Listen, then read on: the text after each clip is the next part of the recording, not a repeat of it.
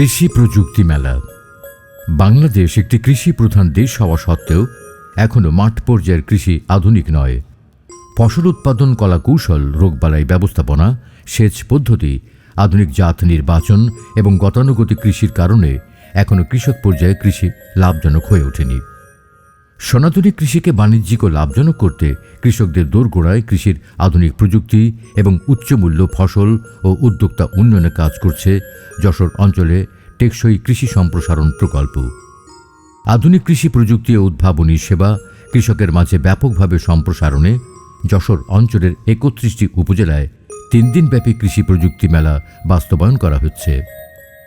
৩ দিনব্যাপী কৃষি প্রযুক্তি মেলায় রয়েছে আধুনিক পদ্ধতিতে নিরাপদ উপায়ে সবজি, ফল, মশলা এবং ঔষধি ফসলের প্রদর্শনী, উত্তম কৃষি চর্চা, ডিজিটাল কৃষি সেবা, কৃষি পরামর্শ কেন্দ্র, কৃষি উদ্যোক্তা, কৃষি পণ্য বাজারজাতকরণ, সংরক্ষণ এবং প্রক্রিয়াজাতকরণ।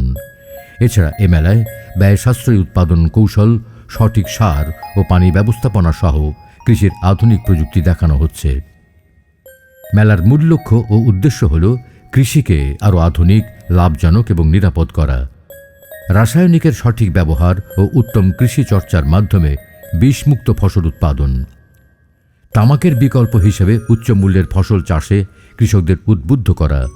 উৎপাদিত ফসলের সঠিক সংরক্ষণ এবং লাভজনক উপায়ে বাজারজাতকরণের কৌশল শেখানো।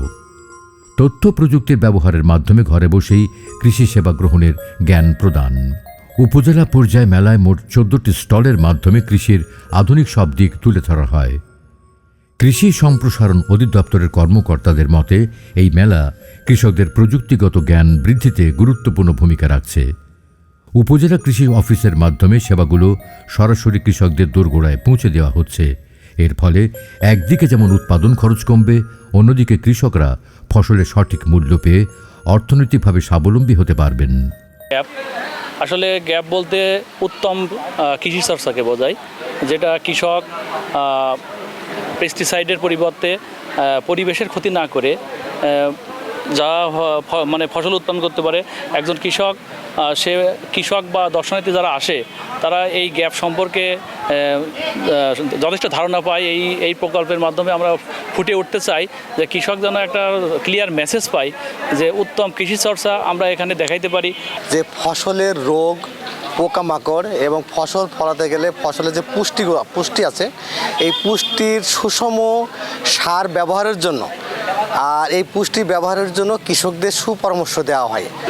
যশোর অঞ্চলে টেকসই কৃষি সম্প্রসারণ প্রকল্পের আওতায় আমরা নিরাপদ সবজি, নিরাপদ ফল, নিরাপদ মশলা উৎপাদন সংক্রান্ত বিষয়ে কাজ করছি এবং এরই ধারাবাহিকতায় আমরা যে প্রযুক্তিগুলো বিভিন্ন স্ক্যাটারলি বিভিন্ন উপজেলাতে বাস্তবায়ন করি, এটাকে আমরা মেলার মাধ্যমে এই প্রযুক্তিগুলা সফল প্রদর্শন করে থাকি, যার ফলে কৃষকরা এই প্রযুক্তিগুলো সম্পর্কে অ্যাট এ টাইম সবগুলো সম্পর্কে একসাথে ধারণাটা পায়। যশোর অঞ্চলে টেকসই কৃষি সম্প্রসারণ প্রকল্পের আওতায় 3 দিনব্যাপী মেলার আজকে শুভ উদ্বোধন করলেন মাননীয় মন্ত্রী মোহাম্মদ আসাদুজ্জামান।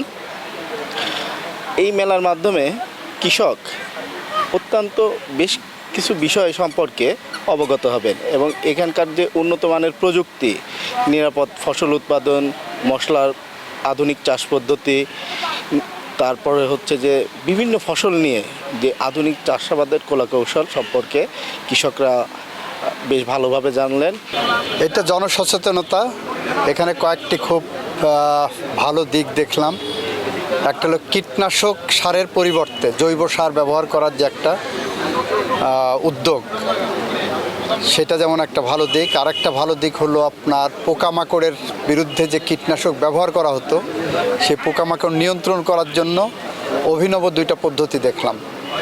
একটা হলো ফাঁদ পেতে রাখছে, ভিতরে মহিলা পোকামাকড়, ওইটার গন্ধে পুরুষ পোকাগুলো ওখানে যে ওই ফাঁদে ঢুকে যাচ্ছে আর বের হতে পারবে না। আরেকটা হলো আঠা লাগিয়ে রাখা, সেখানে যে বসার সাথে আর বের হতে পারবে না। এই জায়গাগুলো আমাকে খুব ভালো লেগেছে।